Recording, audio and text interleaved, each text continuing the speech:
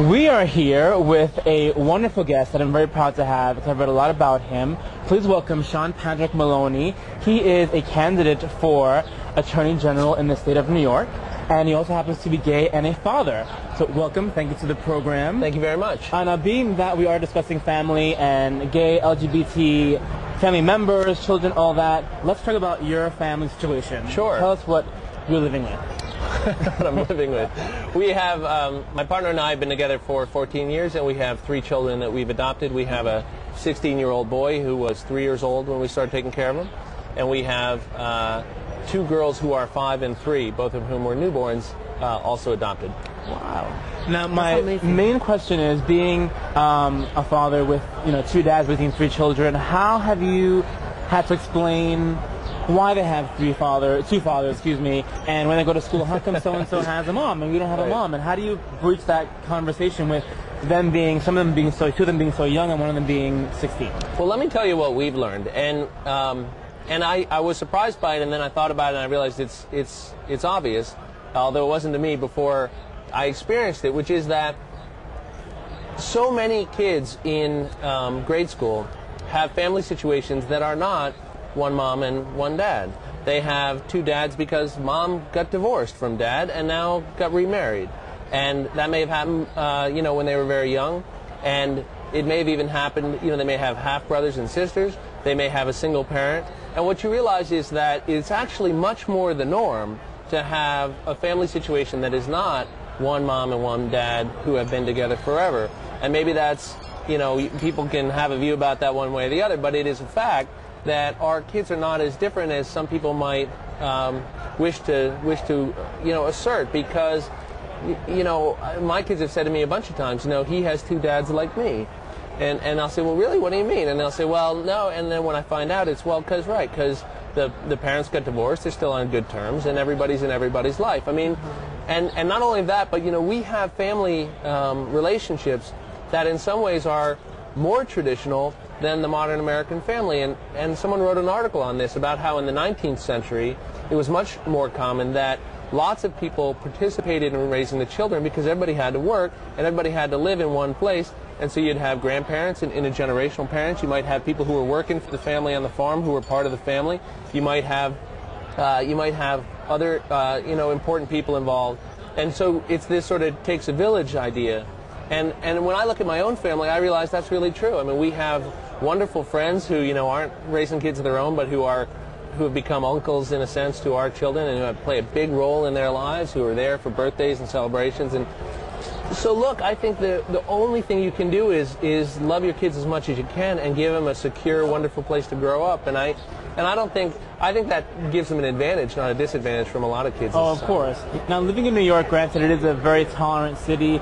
Have there been moments where there's an awkwardness and understanding, or people reacting to you or your children because of your situation? I can't really think of a single time that's happened, and maybe we're unusual that way, or maybe it's where we lived. But my son was in public school in PS3 for most of the time. He was in elementary school.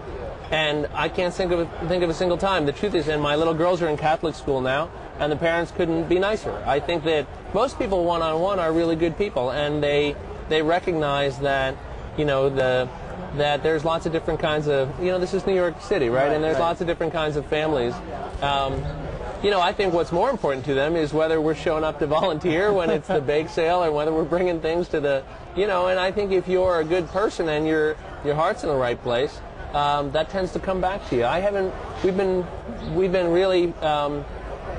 really fortunate that I can't think of a single time where our kids have ever faced that. And I tell you, I can think of a time that was I'll tell you one story. When my son was 13, he was doing wrestling, and Randy and I showed up, my partner and I showed up, and we were talking in the car before we got there, and we said, okay, this is a high school wrestling meet, right? I mean, it might be that we want to put ourselves in the background a little bit because, you worry about whether your kid might, just what you're asking, right? So I said, we don't really want to embarrass the kid. We don't want to write fun. So we show up all ready to put ourselves in the closet a little bit.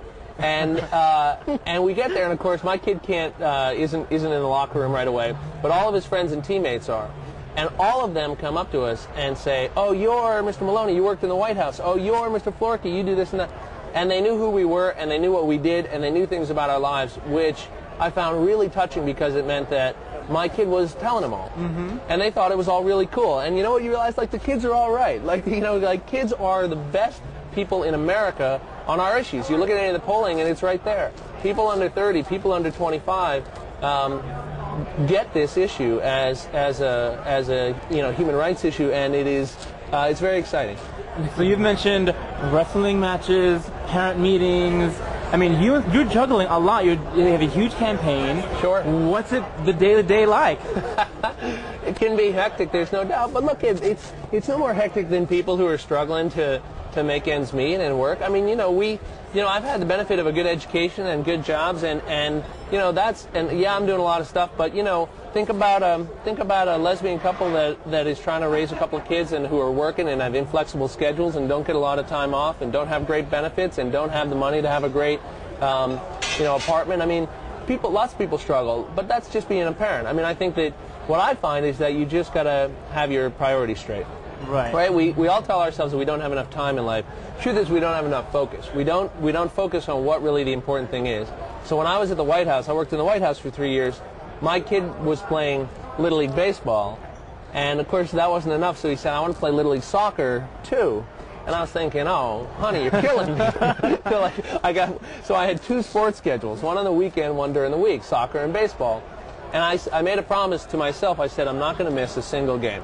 And I'm working in the West Wing, and there were a million reasons to miss games. But you just stand up from your desk and you walk out the door. And it's amazing. The sky doesn't fall. The world doesn't end. And what you end up doing is you get more productive before you leave and more productive after you come back. And I just think if we focus on your priorities, there's always time for the important things.